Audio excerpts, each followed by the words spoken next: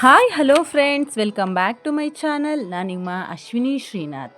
ನಮ್ಮ C M ಸಿದ್ದರಾಮಯ್ಯನವರು ಒಂದು ದೊಡ್ಡ ಬಜೆಟನ್ನು ಮಂಡನೆ ಮಾಡಿದ್ದಾರೆ. ಸೊ ಅದರಲ್ಲಿ ರಾಜ್ಯದಾದ್ಯಂತ ಮತ್ತೆ ಮಹಿಳೆಯರಿಗೆ ಗುಡ್ ನ್ಯೂಸ್ ಕೊಟ್ಟಿದೆ ನಮ್ಮ ಸರ್ಕಾರ. ಕ್ರೀಡಾಪಟುಗಳಿಗೂ ಕೂಡ ಬಂಪರ್ ನ್ಯೂಸನ್ನು ಕೊಟ್ಟಿದ್ದಾರೆ. ಏನದು ಅಂತ ಹೇಳಿ ತಿಳ್ಕೊಳ್ಳೋಣ. ಮೊದಲಿಗೆ ಮೈಕ್ರೋ ಫೈನಾನ್ಸ್ಗಳ ಕಿರುಕುಳಕ್ಕೆ ಬ್ರೇಕ್ ಹಾಕಿದೆ ನಮ್ಮ ಸರ್ಕಾರ.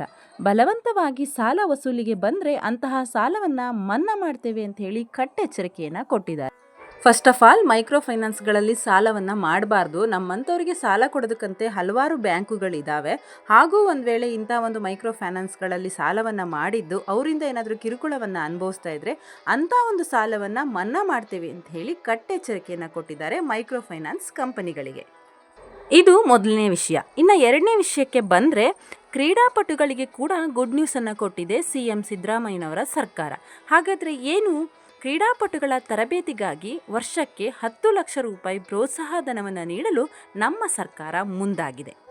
ರಾಜ್ಯದ ಪ್ರತಿಭಾವಂತ ಕ್ರೀಡಾಪಟುಗಳು 60 ಕ್ರೀಡಾಪಟುಗಳನ್ನು ಗುರುತಿಸಿ ಅವರಿಗೆ ಒಲಿಂಪಿಕ್ನಲ್ಲಿ ತರಬೇತಿ ನೀಡಬೇಕೆಂದು ತಿಳಿಸಿದ್ದಾರೆ.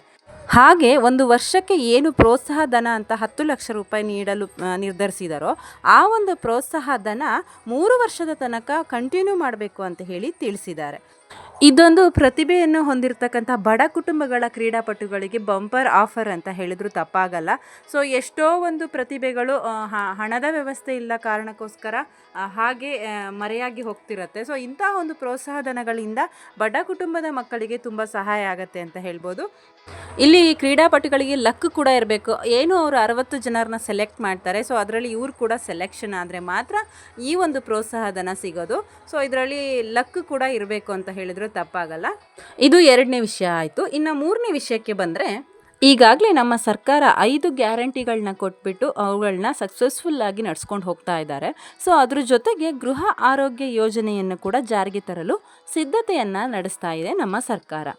ಹಲವಾರು ಜಿಲ್ಲೆಗಳಲ್ಲಿ ಜಾರಿಗೆ ಸಹ ಬಂದಿದೆ ಈ ಒಂದು ಗೃಹ ಆರೋಗ್ಯ ಯೋಜನೆ. ಇದು ವಿಶೇಷವಾಗಿ ಮಹಿಳೆಯರಿಗಾಗಿ ಇರುವಂಥ ಯೋಜನೆ.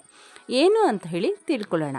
ಹೌದು ಗೈಸ್, ಮಹಿಳೆಯರಲ್ಲಿ ಕಂಡುಬರುವಂತಹ ಗರ್ಭಕಂಠ ಕ್ಯಾನ್ಸರನ್ನು ತಡೆಗಟ್ಟಲು ಇನ್ನು ಮುಂದೆ 14 ವರ್ಷ ಮೇಲ್ಪಟ್ಟಂತಹ ಹೆಣ್ಣು ಮಕ್ಕಳಿಗೆ HPV ಎಂಬುವಂತಹ ಲಸಿಕೆಯನ್ನು ನೀಡುವಂತೆ ತೀರ್ಮಾನಿಸಿದೆ.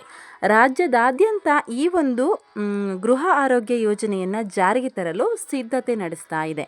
ಮೊದಲ ಬಾರಿಗೆ ಕೋಲಾರ ಜಿಲ್ಲೆಯಲ್ಲಿ ಈ ಒಂದು ಯೋಜನೆ ಜಾರಿಗೆ ಬಂದಿದೆ. ಹಂತ ಹಂತವಾಗಿ ರಾಜ್ಯದಾದ್ಯಂತ ಈ ಒಂದು ಯೋಜನೆಯನ್ನು ಜಾರಿಗೆ ತರೋದಕ್ಕೆ ಸಿದ್ಧತೆಯನ್ನು ಮಾಡಿಕೊಂಡಿದ್ದಾರೆ. ಸರಿಸುಮಾರು 9 ಕೋಟಿ ವೆಚ್ಚದಲ್ಲಿ ಈ ಒಂದು ಯೋಜನೆ ಸಿದ್ಧಪಡಿಸಲಾಗಿದೆ ಅಂತ ಹೇಳಿ ನಮ್ಮ ಸರ್ಕಾರ ತಿಳಿಸಿದೆ. ಸೊ ಇದು ಕೂಡ ಮಹಿಳೆಯರ ಆರೋಗ್ಯವನ್ನು ದೃಷ್ಟಿಯಲ್ಲಿ ಇಟ್ಕೊಂಡು ಈ ಒಂದು ಯೋಜನೆಯನ್ನು ಜಾರಿಗೆ ತಂದಿದ್ದಾರೆ. ಗೃಹಲಕ್ಷ್ಮಿ ಗೃಹಜ್ಯೋತಿ ಮಾದರಿಯಲ್ಲೇ ಈ ಒಂದು ಯೋಜನೆಯು ಸಹ ಇದೆ. ಪ್ರತಿಯೊಬ್ಬರ ಮನೆ ಬಾಗಿಲಿಗೆ ವೈದ್ಯರನ್ನು ಕಳುಹಿಸಿ ಆರೋಗ್ಯ ತಪಾಸಣೆ ನಡೆಸಿ ಸೂಕ್ತ ಉಚಿತ ಔಷಧಿಯನ್ನು ಒದಗಿಸುವುದು ಈ ಒಂದು ಗೃಹ ಆರೋಗ್ಯದ ಧ್ಯೇಯವಾಗಿದೆ. ಚಿಕ್ಕ ಪುಟ್ಟ ಕಾಯಿಲೆಗಳು ಏನಾದರೂ ಕಂಡು ಬಂದರೆ ಅಲ್ಲೇ ಮೆಡಿಸನನ್ನು ಕೊಡ್ತಾರೆ.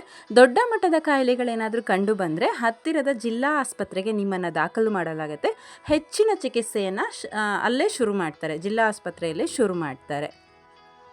ಇದು ಕೂಡ ಮಹಿಳೆಯರ ಆರೋಗ್ಯಕ್ಕೆ ಒಂದು ಒಳ್ಳೆಯ ಕೊಡುಗೆ ಅಂತ ಹೇಳಿದ್ರು ತಪ್ಪಾಗಲ್ಲ.